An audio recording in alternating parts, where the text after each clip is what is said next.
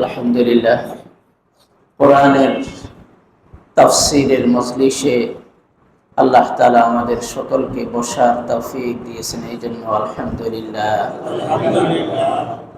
আজকে আমরা সূরাতুল বাকারার 28 এবং 29 নম্বর আয়াতের তাফসীর করব।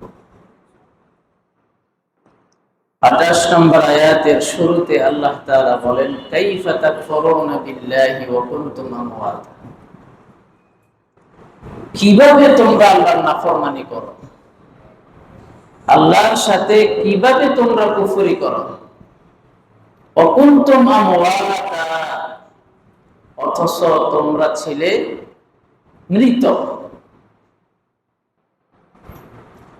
আচ্ছা, এখান থেকে প্রশ্ন জাগে, জীবন আগে না মৃত্যু আগে? হ্যাঁ, জীবন আগে নাকি মৃত্যু আগে? মৃত্যু আগে। যাক, আপনাদের বুঝটা খুবই সুন্দর এবং কোরআনের সাথে খুবই একদম 100তে 100 মিল আছে। আমরা এখন জীবিত আছি, কিছুদিন পরে আমরা মরে যাব। কিন্তু যার বয়স 30 বছর আগে সে কি ছিল? মৃত ছিল। যার বয়স 40 বছর আগে তিনি কি ছিলেন? মৃত ছিলেন। যার বয়স 70 বছর আগে তিনি কি ছিলেন? মৃত ছিলেন। তাহলে মৃত্যু আগে, জীবনটা পরে। দলিল কি? দলিল আছে তো। আল্লাহ রাব্বুল আলামিন বলেন, আল্লাযী খালাকাল মাউতা ওয়াল হায়াতা লিয়াবলুয়াকুম আইয়ুকুম আহসানু আমালা। আল্লাহ হচ্ছেন তিনি যিনি আল্লাযী খালাকাল মাউতা, মৃত্যুকে সৃষ্টি করেছেন। তাহলে আগে মৃত্যুর কথা বললেন, ওয়াল হায়াতা, তারপরে জীবনকে সৃষ্টি করেছেন। তাহলে মৃত্যুটাও আল্লাহ তাআলার সৃষ্টি, জীবনটাও আল্লাহ তাআলার সৃষ্টি। তো আমরা এখন জীবিত আছি, কিছুদিন পরে আমরা মৃত্যুবরণ করব। কিন্তু যার বয়স 30, যার বয়স 25, যার বয়স 40, যার বয়স 70 বছর আগে আমি কিন্তু মৃত হয়েছিলাম। সেই কথারই প্রতিধ্বনি করে আল্লাহ তাআলা বলেন, কাইফা তাকফুরুনা বিল্লাহি ওয়া কুনতুম আমওয়াতা। কি করে আল্লাহর নাফরমানি করো, তুমি তো মৃতই ছিলে। অন্য আয়াতে আল্লাহ তাআলা বলেন, হাল আতা আলাল ইনসানি হিনুম মিনাদ দাহরি লাম ইয়াকুন শাইআম মাযকুরা। মানুষের কাছে কি এমন একটা সময় আসে নাই যেই সময় সে উল্লেখযোগ্য কোন বিষয় হিসাবে পরিগণিত ছিল না, তাকে কিছুই মনে করা হতো না। তো আল্লাহ পাক রব্বুল আলামিন মৃত্যুকে সৃষ্টি করলেন, জীবনকে সৃষ্টি করলেন কেন? লিয়াবলুয়াকুম, পরীক্ষা করার জন্য। আল্লাহ বলেন, আমি মৃত্যুকে সৃষ্টি করলাম, জীবনকে সৃষ্টি করলাম, যাতে করে তোমাদেরকে পরীক্ষা করতে পারি। তো পরীক্ষা আগে নাকি পড়ালেখা আগে? পরীক্ষা আগে নাকি পড়ালেখা আগে? তো পড়ালেখা যদি আগে হয়, পড়লেন কোথায়? আল্লাহ তাআলা আপনাকে সৃষ্টি করার পরেই আল্লাহ বলেছেন, খালাকাল মাউতা ওয়াল হায়াতা, মৃত্যুকে সৃষ্টি করলাম, জীবনকে সৃষ্টি করলাম। কেন? পরীক্ষা করার জন্য। তাহলে আমাকে যেই দিন আল্লাহ তাআলা সৃষ্টি করলেন, সৃষ্টি করার পরেই তো পরীক্ষার হলে আল্লাহ আমাকে ঢুকাই দিলেন, জানেন নাই? তো পরীক্ষার আগে পড়ালেখা করতে হয়। পড়ালেখা করলাম কোথায়? পড়ালেখা আপনি করেছেন কোথায়? করেছেন মুফাসসিরিনে কেরাম বলছেন, আল্লাহ পাক রব্বুল আলামিন যখন হযরত আদম আলাইহিস সালামকে সৃষ্টি করলেন, করার পরে ওনার বাম পাঁজর, সেখানে আল্লাহ পাক রব্বুল আলামিন কুদরতি হাতে থাবা মারলেন। সেখানে মারার পরে কিয়ামত পর্যন্ত যত মানুষ পৃথিবীতে আগমন করবে সমস্ত মানুষকে আল্লাহ পাক রব্বুল আলামিন পিপীলিকা আকারে বের করবেন। বের করে একটা ময়দানের মধ্যে একত্রিত করলেন। মুফাসসিররা লিখছেন সেই ময়দানটা হলো আরাফাতের ময়দান। আরাফাতের ময়দানকে ক্লাসরুম বানানো হলো। সমস্ত মানুষ কিয়ামত পর্যন্ত আগমনকারী সবাইকে সেখানে একত্রিত করা হলো। আল্লাহ নিজে হলেন শিক্ষক, সমস্ত বনি আদম ছাত্র, পড়ালেখা করালেন। পড়ালেখা কি? আলাস্তু বিরাব্বিকুম, আমি তোমাদের রব কিনা বলো, আমি তোমাদের রব কিনা বলো। ওই পড়ালেখা, ওই ক্লাস হলো, এটা চললো যে আমি তোমাদের রব কিনা। তখন সকলে বলেছিল ক্বালু বালা, হ্যাঁ অবশ্যই অবশ্যই, অফকোর্স আপনি আমাদের রব।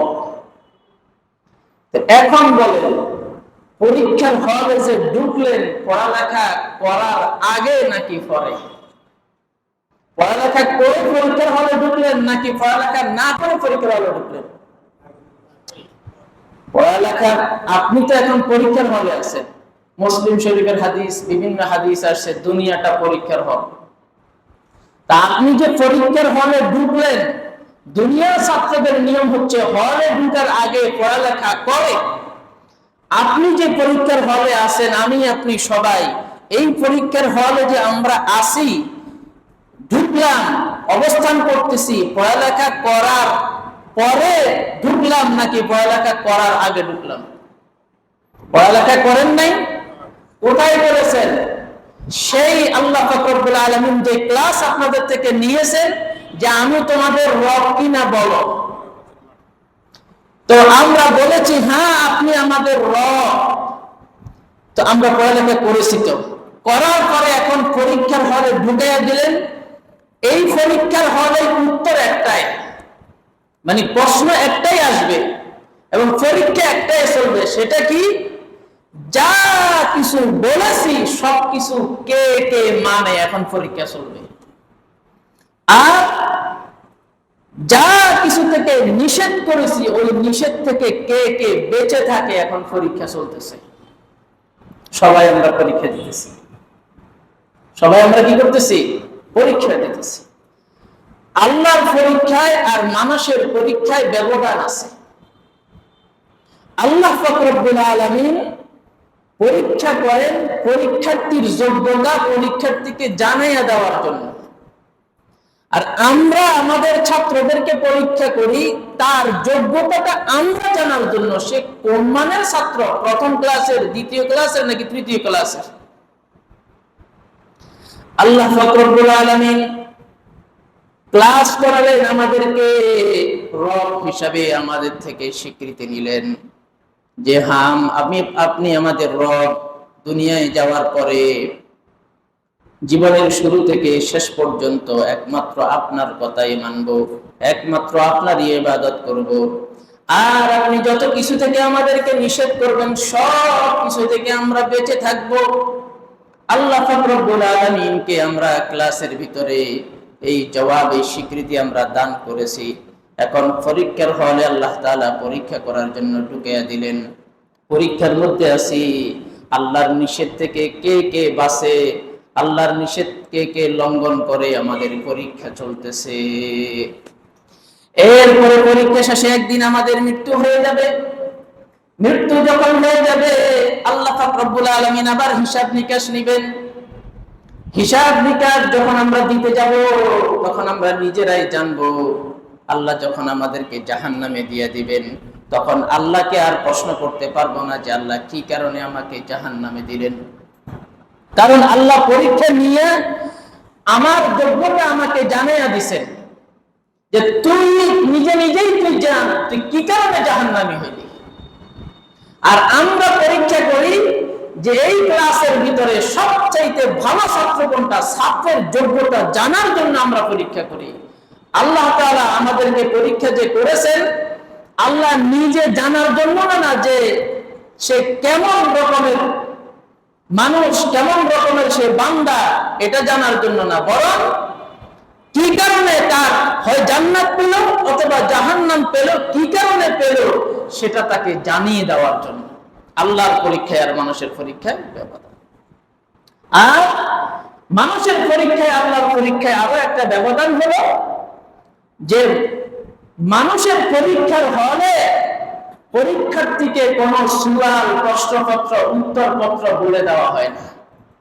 বলে দিলে এটাকে বলা হয় দুর্নীতিবাজ, প্রশ্ন চুরি, উত্তর চুরি করছে। কিন্তু আল্লাহ পাক রব্বুল আলামিন, ওনার যেহেতু ঘুষের প্রয়োজন নাই, উৎকোষের প্রয়োজন নাই, উনি এত দয়ালু, এত রহমান, পরীক্ষার হলে ঢুকাই দিয়া যুগে যুগে নবী রাসূল প্রেরণ করে প্রশ্নের উত্তর শিখিয়ে দিতেছেন যে প্রশ্নের উত্তর জানো আর পরীক্ষায় পাশ করো। প্রশ্নের উত্তর কি? উত্তর হলো আল্লাহর কথাই মানতে হবে, আল্লাহরই ইবাদত করতে হবে। প্রশ্নের উত্তর কি? প্রশ্নের উত্তর হলো আল্লাহর নিষেধ থেকে বেঁচে থাকতে হবে। এটা জোরে জোরে সমস্ত নবী রাসূল আমাদেরকে কি করেছেন? জানায়া দিয়েছেন। তো আল্লাহ রাব্বুল আলামিন এই জন্য আল্লাহ বলতেছেন, বান্দা তোমাকে আমি সৃষ্টি করলাম, তুমি এর আগে মৃত ছিলে, ওয়াকুনতুম আমওয়াতা, তুমি এর আগে মৃত ছিলে। কেমন মৃত ছিলে?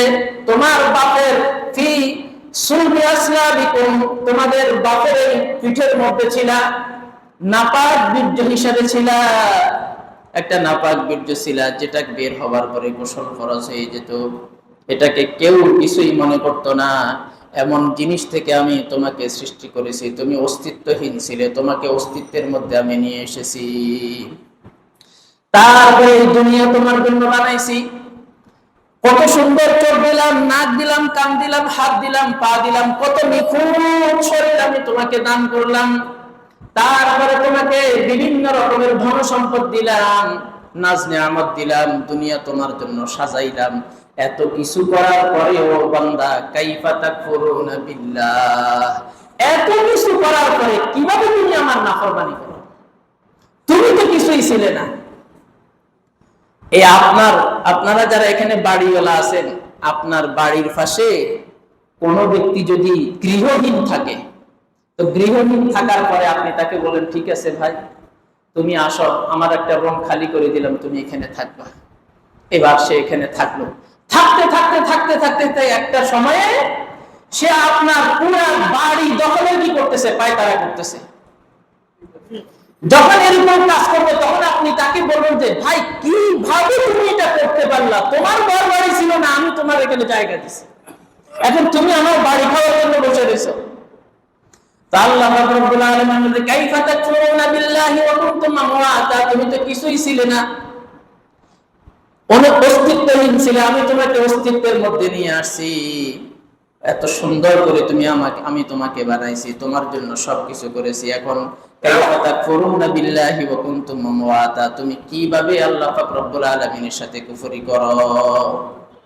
ফাহিয়াতুম, তোমাকে জীবন দিলাম, সুম্মা ইউমীতুকুম, এই দুনিয়ার জীবন শেষ করার পরে আবার তোমাকে আমি মৃত্যু দান করব, সুম্মা ইউহয়িকুম, আবার তোমাকে আমি পুনর্জীবিত করব হিসাব নিকাশের জন্য, সুম্মা ইলাইহি তুরজাউন, আর তার কাছেই তোমাদের সকলকে ফিরে যেতে হবে। তো আল্লাহ পাক রব্বুল আলামিন পূর্বের আয়াতগুলোতে আপনার জন্য কি কি করলেন? দুনিয়া বানাইলেন, আসমান বানাইলেন, জমিন বানাইলেন, জমিন থেকে আকাশ থেকে পানি বর্ষণ করে তারপরে বিভিন্ন খাদ্যদ্রব্য উৎপাদন করলেন, সব কিছু আপনার জন্য আল্লাহ তাআলা সাজাইয়া দিলেন। নিজ ক্ষমতা বলে সাজাইয়া দিয়া আপনাকে বানাইলেন বর, আপনি দুলা, সবকিছু আপনার জন্য সাজাইছে, আপনি দুলা। আর দুলা বানাইয়া আপনাকে দুনিয়ায় পাঠাইলেন, একটা শর্ত, শুধু আল্লাহর গোলামি করবেন। কারণ এত কিছু করার পরে এরপরে আপনি আপনার নাফরমানি কি করে করেন? এই জন্য এই আয়াতের শিক্ষাটাই হচ্ছে যে আমাদের জীবনে আল্লাহ পাক রব্বুল আলামিনের নাফরমানি করা যাবে না। যে আমি কিছুই ছিলাম না, ওয়াকুনতুম আমওয়াতা, আমি মৃত ছিলাম, আমি অস্তিত্বহীন ছিলাম, আল্লাহ তাআলা আমাকে অস্তিত্বহীন থেকে অস্তিত্বে নিয়ে এসেছেন। এরপরে আল্লাহ পাক রব্বুল আলামিন পরের আয়াতে বলতেছেন হুয়াল্লাযী খালাকালাকুম মা ফিল আরদি, তিনি সেই আল্লাহ যিনি মা ফিল আরদি জমিনের ভিতরে যত নাজ নিয়ামত আছে, খাদ্যদ্রব্য আছে, ভোগ করার যত কিছু আছে, সব কিছু তিনি তোমাদের জন্য সৃষ্টি করলেন, সবকিছু তোমার জন্য বানাইছি। এরপর তুমি কেন আমার নাফরমানি করবা? কেন তুমি আমার নাফরমানি করবা? তারপরে আল্লাহ বলেন সুম্মাস্তাওয়া ইলাস সামা, তারপর আল্লাহ আকাশের দিকে মনোযোগ দিলেন, ফাসাওয়াকুন্না সাবআ সামাওয়াত, তারপরে আল্লাহ তাআলা আসমানকে সুবিন্যস্ত করলেন 7 স্তরে। ওয়া হুয়া বিকুল্লি শাইইন আলিম, তিনি সর্ব বিষয়ে মহাজ্ঞানী। বলেন, আকাশ আল্লাহ তাআলা আগে বানাইলেন নাকি জমিন আগে বানাইলেন? এই আয়াতে বলতেছে আল্লাহ তাআলা আকাশের দিকে মনোযোগী হইলেন, মানে আকাশ সৃষ্টি করলেন আর কি। তো এই আয়াত দ্বারা বোঝা যায় যে আগে আল্লাহ তাআলা আসমান বানিয়েছেন। কি করেছেন?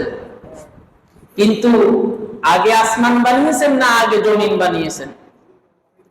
আচ্ছা, ছাদ আগে বানায় নাকি আগে ফাউন্ডেশন দেয়?